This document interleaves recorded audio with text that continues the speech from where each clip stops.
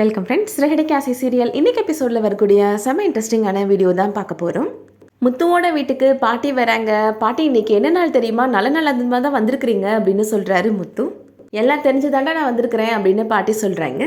அண்ணாமலை சொல்கிறாரு, நீங்கள் வரீங்கன்னு ஒரு வார்த்தை சொல்லியிருந்தீங்கன்னா நான் முத்துவை விட்டு உங்களை கூப்பிட்டு வர சொல்லியிருந்திருப்பேன்லம்மா அப்படின்னு கேட்குறாரு. எல்லாம் இவங்களுக்கு ஒரு ஆச்சரியப்படுத்தலான்னு தான் நானும் கிளம்பி வந்தேன் அப்படின்னு பாட்டி சொல்லிட்டு இருக்கிறாங்க. முத்து இப்போ மீனாவுக்காக வாங்கின மோதிரத்தை பாட்டிகிட்ட காமிக்கிறாரு. பரவாயில்லையே, முத்து ரொம்ப பொறுப்பானவனா மாறிட்டான், ரொம்ப திருந்திட்டான் அப்படின்னு சொல்லிட்டு இருக்கிறாங்க பாட்டி. அண்ணாமலை வழக்கம் போல மீனாவுக்கு சப்போர்ட் பண்ணி பேசுறாரு. மீனா மாதிரி ஒரு பொண்ணை கல்யாணம் பண்ணா பொறுப்பானவனா எல்லாரும் மாறதான் செய்வாங்க அப்படின்னு சொல்றாரு.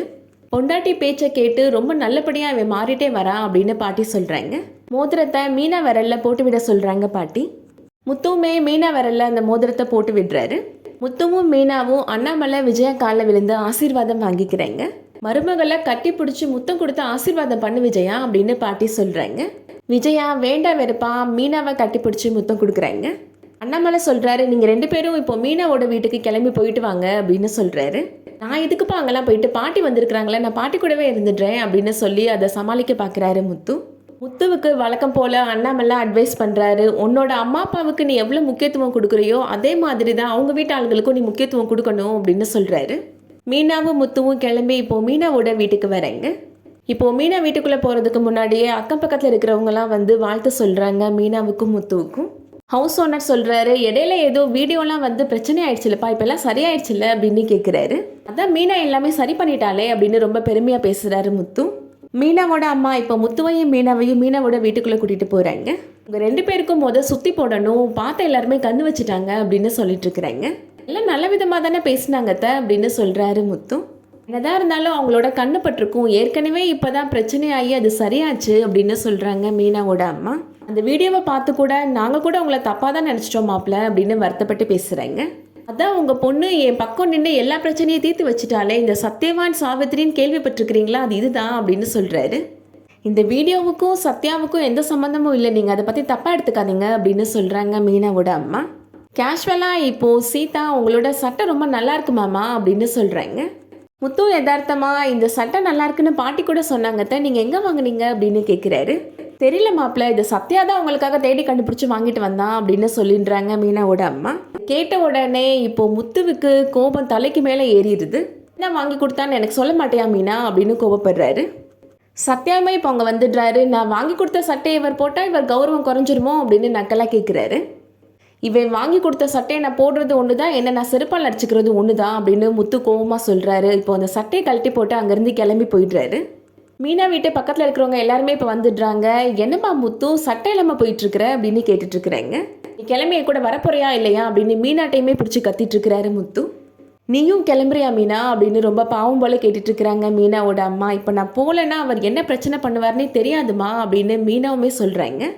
மீனா முத்து 2 பேருமே இப்போ அங்கேருந்து கிளம்பி போயிடுறாங்க. சத்யா அவங்க அம்மாட்ட சொல்கிறாரு, என்னமோ நான் சட்டை வாங்கி கொடுத்தா அவர் ரொம்ப சந்தோஷமாக போட்டுப்பாருன்னு சொன்னேன், இதுதான் அவரோட குணம், பார்த்துக்கோமா அப்படின்னு சொல்கிறாரு. ஒரு நல்ல நாள் அதுவுமா முத்துவோட கோபத்தினால வழக்கம் போல் பிரச்சனை பண்ணிட்டு போயிடுறாரு. இப்படி நீங்கள் சட்டை கூட போடாமல் வீட்டுக்கு வந்தீங்கன்னா அத்தை இதை வச்சு என்னை கேலி பண்ணி பேசுவாங்க அப்படின்னு சொல்கிறாங்க மீனா. நேராக முத்து இப்போ ஒரு ட்ரெஸ் கடை முன்னாடி காரை நிப்பாட்டுறாரு. நான் இங்கே போய் ட்ரெஸ் வாங்கிக்கிறேன் அப்படின்னு சொல்கிறாரு. உங்கள் ட்ரெஸ் சைஸ்லாம் எனக்கு தெரியும், நான் வாங்கிட்டு வந்து கொடுக்குறேன், இப்படி சட்டை போடாமல் உள்ளே வராதிங்க அப்படின்னு சொல்லிட்டு இருக்கிறாங்க மீனா. ட்ரெஸ் சைஸ்லாம் உனக்கு தெரியும், ஆனால் என்னை பற்றி தான் உனக்கு தெரியாதுல்ல அப்படின்னு கேட்குறாரு முத்து. நானே போய் வாங்கிக்கிறேன் அப்படின்னு சொல்லிட்டு இப்போது பனியனுடைய அந்த கடைக்குள்ளே போகிறாரு முத்து. என்ன சார் சட்டை போடாமல் வந்திருக்கிறீங்க அப்படின்னு கேட்குறாரு அந்த ஓனர். சட்டை போடாமல் இருந்தால் தானே நல்ல சட்டையாக வாங்கி பார்த்து போட முடியும் அப்படின்னு சொல்கிறாரு முத்து. மன்னிச்சுக்கோங்க சார் அப்படின்னு மன்னிப்பு கேட்குறாங்க மீனா. எதுக்குமா நீங்கள் மன்னிப்பு கேட்குறீங்க, எங்களுக்கு ரொம்ப சந்தோஷமாக பெருமையாக இருக்குது அப்படின்னு அந்த ஓனர் சொல்கிறாரு. எங்கள் கடை மேலே எவ்வளோ நம்பிக்கை இருந்தால் இந்த மாதிரி சட்டை போடாமலே சார் வந்திருப்பாரு அப்படின்னு சொல்கிறாரு. இங்கே கண்டிப்பாக நல்ல சட்டை இருக்கும் நம்பிக்கையில் தானே அவர் வந்திருக்கிறாரு அப்படின்னு சொல்கிறாரு. கடையில் வேலை பார்க்குற எல்லாருமே கூப்பிட்டு முத்துவையும் நிப்பாட்டி வச்சு ஒரு ஃபோட்டோ எடுத்துக்கிறாரு அந்த ஓனர். இந்த ஃபோட்டோவை பெருசுப்படுத்தி நம்ம கடையில் போடணும் அப்படின்னு சொல்கிறாரு அந்த ஓனர்.